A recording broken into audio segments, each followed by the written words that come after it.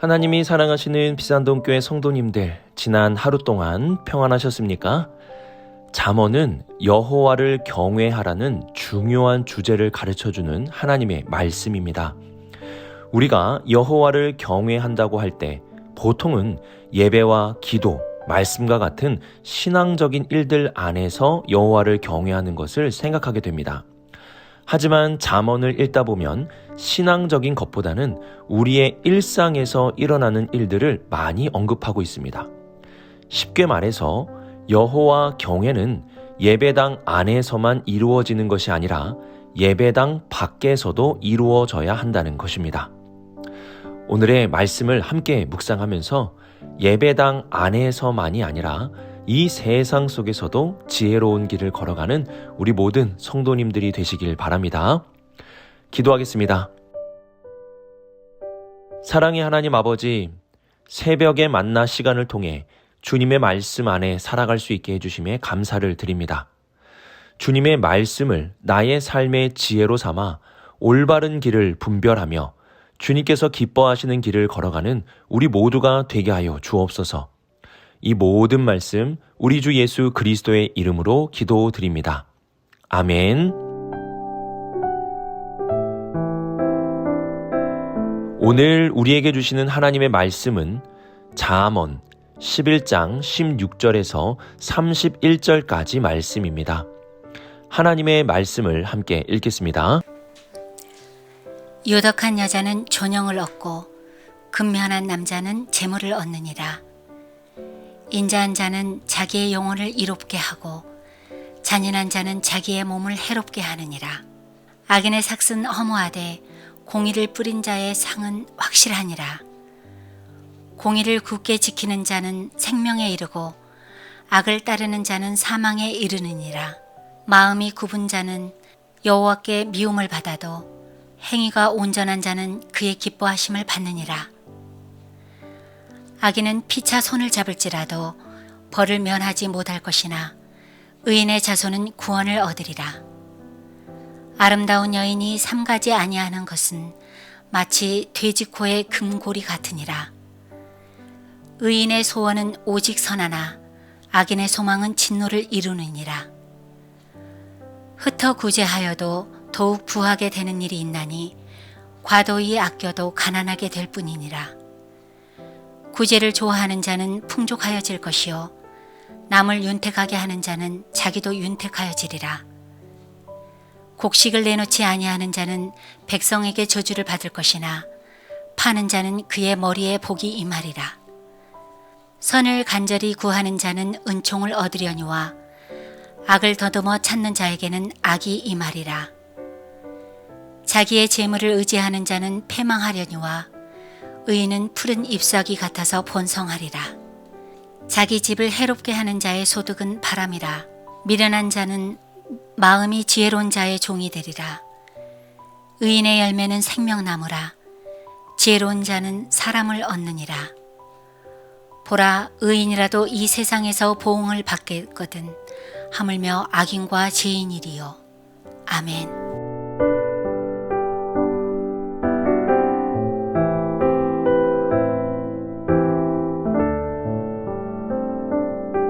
(16절을) 보시면 유덕한 여자는 존영을 얻고 근면한 남자는 재물을 얻는다는 사실을 알려줍니다. 공동 번역 성경에서는 이 부분을 우리가 이해하기 쉽게 풀어가지고 번역을 하였는데요. 제가 공동 번역 성경을 읽어드리도록 하겠습니다. 어진 여인은 칭송을 받지만 바른 일을 싫어하는 여인은 금방석에 앉아 욕을 먹는다. 게으른 사람은 떡그릇 옆에서 굶어 죽지만 부지런한 사람은 부자가 되기 마련이다. 금방석, 돈방석은 많은 사람들이 앉고 싶어하는 방석입니다. 하지만 그 방석에 앉아 있어도 바른 일을 싫어한다면 욕을 먹게 되는 것입니다. 우리는 나의 유익이 되는 일보다는 바른 일을 우선으로 선택해야 합니다. 바른 일을 선택할 수 있는 것이 바로 여호와 경외입니다. 또한 삶 속에서도 게으르지 않고 부지런하게 살아가는 것도 여호와 경외입니다. 하나님을 경외하는 자는 자신의 삶을 낭비하려고 하지 않습니다. 오늘 주어진 하루를 소중히 여기며 감사하는 마음으로 근면하게 살아갑니다. 이것이 바로 세상 속에서 살아가는 여호와 경외입니다. 또한 17절을 보시면 인자한 자는 자기의 영혼을 이롭게 하고 잔인한 자는 자기의 몸을 해롭게 하느니라고 말씀합니다. 우리 옛말에도 뿌린 대로 거둔다는 말이 있습니다. 이 세상 속에서 자비를 뿌린 자는 삶의 이로움의 열매를 얻게 되고 잔인함을 뿌린 자는 해로움이라는 열매를 거두게 되는 것입니다. 오늘 내가 누군가에게 자비를 베푼다면 그 자비는 결국 우리에게 이로움으로 돌아오게 될 것입니다. 바로 나의 삶에 이로움이 되지 않아도 자비로우신 주님께서 나의 자비를 기억하여 주셔서 결국에는 자비를 이로움으로 갚아주실 것입니다. 이처럼 여호와 경외는 예배당 밖에서도 이루어지는 것입니다. 세상 속에서 바른 일을 선택하고 하나님이 주신 하루를 소중하게 여기며 근면하게 보내는 것이 여호와 경외입니다. 또한 자비를 사랑하여 다른 사람에게 자비를 뿌리는 것이 바로 여호와 경외입니다. 우리 이러한 잠언의 말씀을 기억하며 오늘 세상 속에서 여호와를 경외하며 살아가는 우리 모든 성도님들이 될 수 있기를 주님의 이름으로 축복합니다.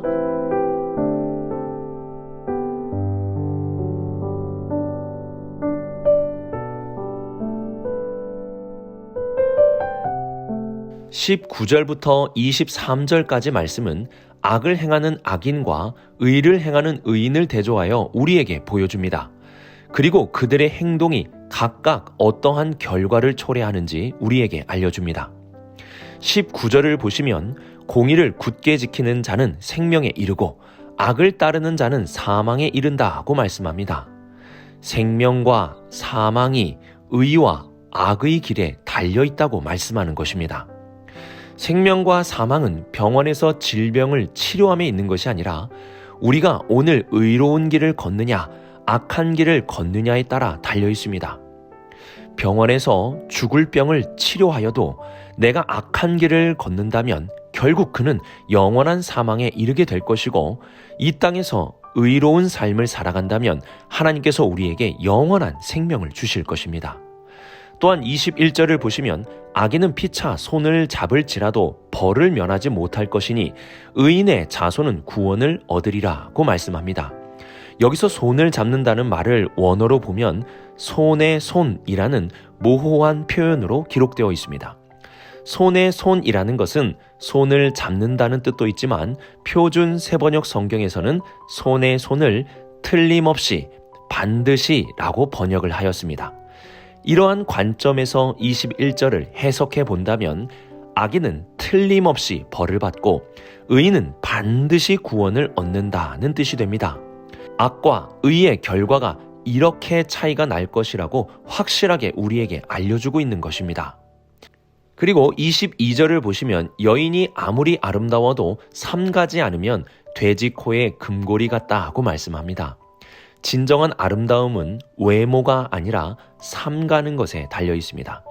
여기서 삼가는 것은 분별력을 의미합니다. 선과 악에 대한 분별력을 가진 여인이 진정으로 아름다운 것이라 말씀하는 것입니다. 또한 23절을 보시면 의인의 소원은 오직 선하나 악인의 소망은 진노를 이루느니라고 말씀합니다. 이 또한 뿌린 대로 거둔다는 의미를 가지고 있습니다. 의인은 선한 것을 바라고 뿌리기에 선한 열매를 맺고 악인은 욕심과 죄로 가득한 것을 바라보기에 욕심의 결과인 사망과 죄의 결과인 진노를 열매로 맺게 된다고 말씀합니다. 30절과 31절은 의인과 악인의 결과를 다시 한번 알려주고 있는데요. 30절에서 의인의 열매는 생명나무라는 놀라운 사실을 알려줍니다. 생명나무는 창세기에서 나타나고 있는 나무입니다. 이 나무는 하나님의 나라의 회복을 가리킬 만큼 중요한 상징적인 의미를 가지고 있습니다. 잠언은 바로 그 생명나무가 의인의 열매라는 것을 알려줍니다. 그리고 31절에서는 의인과 악인의 결과가 나타나는데 그것이 이 세상에서 나타날 것이라고 말씀합니다. 죽고 나서 아니면 주님이 오시는 재림의 날에만 선과 악에 대한 심판이 있는 것이 아니라 이 세상에서도 하나님께서 심판하심으로 선과 악에 대한 결과를 가져올 것이라는 말씀입니다. 이처럼 잠언은 악한 길로 가지 말고 의로운 길을 걸어가라고 말씀합니다. 오늘 새벽의 만나를 묵상하시는 성도님이라면 선하게 살고 의롭게 살아야 한다는 것을 다 알고 계실 것입니다. 잠언은 우리에게 선하고 의롭게 살아야 한다는 단순한 도덕을 알려주는 말씀이 아닙니다. 잠언은 선과 의로움의 결과를 우리에게 알려줍니다. 의로운 삶의 결과는 반드시 복이 있고 악한 삶의 결과에는 반드시 화가 있다는 것입니다. 왜 그러합니까? 이 세상을 통치하시는 하나님이 살아계시고 살아계신 하나님은 공의로우시고 정의로우신 분이기 때문입니다. 하나님이 계시기에 선과 의는 반드시 복의 열매를 맺고 악은 반드시 화의 열매를 맺는 것입니다. 전도서 12장 14절을 보시면 이러한 말씀이 기록되어 있습니다. 하나님은 모든 행위와 모든 은밀한 일을 선악간에 심판하시리라. 하나님은 모든 일을 선악간에 심판하시는 분이십니다. 이러한 하나님이 계시기에 의로움의 결과와 악의 결과가 달라지는 것입니다. 잠언은 우리에게 의롭고 선한 길을 살아가야 한다고 가르쳐줍니다. 이는 단순히 도덕적인 사람이 되라는 것이 아닙니다. 공의로우신 하나님이 계시기에 그분이 선악간에 심판하시기에 선한 삶을 반드시 살아야 한다고 말씀하는 것입니다. 우리는 하나님이 계시기에 그분이 심판하시기에 오늘도 선한 삶을 살아가도록 힘써야 합니다. 우리가 선하게 살면 하나님께서 하나님의 때에 선한 열매로 가득 채워 주실 것입니다.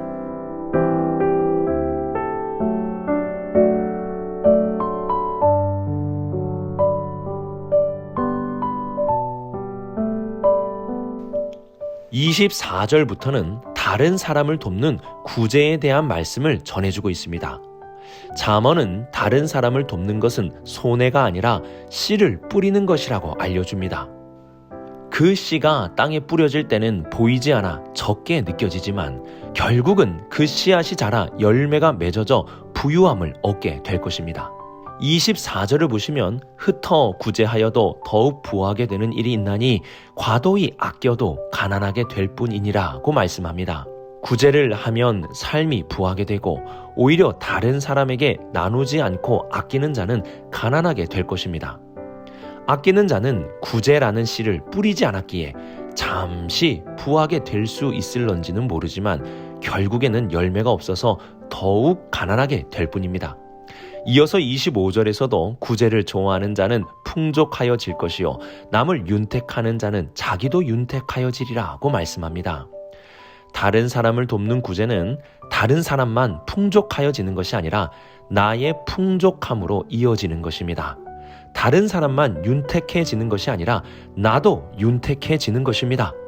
또한 26절을 보시면 곡식을 내놓지 아니하는 자는 백성에게 저주를 받을 것이니 파는 자는 그의 머리에 복이 임하리라고 말씀합니다.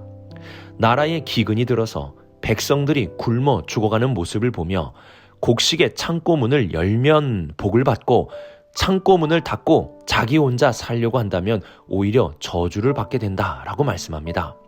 27절은 이러한 구제가 바로 선이라는 것을 알려주고 구제하지 않는 것을 악이라고 말씀합니다. 우리가 다른 사람을 위하여 구제하지 못하는 이유는 28절 말씀과 같이 자기 재물을 의지하고 있기 때문입니다. 그 재물이 있어야지만 살 수 있다는 생각으로 가득 차 있기 때문에 베풀지 못하는 것입니다. 하지만 우리가 그 재물을 의지하기보다 주님을 의지함으로 구제한다면 푸른 잎사귀와 같이 번성하게 될 것입니다. 잠언은 재물을 어떻게 사용하는가에 따라서 의로운 삶과 악한 삶이 구분된다고 가르쳐줍니다. 재물을 의지하며 다른 사람을 구제하기 위한 도구로 재물을 사용하지 않는다면 그 사람에게는 가난과 악이 임하게 되고 재물보다 하나님을 의지하며 가난한 자들과 함께 나누어 쓴다면 하나님이 주시는 풍성함의 복을 받게 될 것입니다.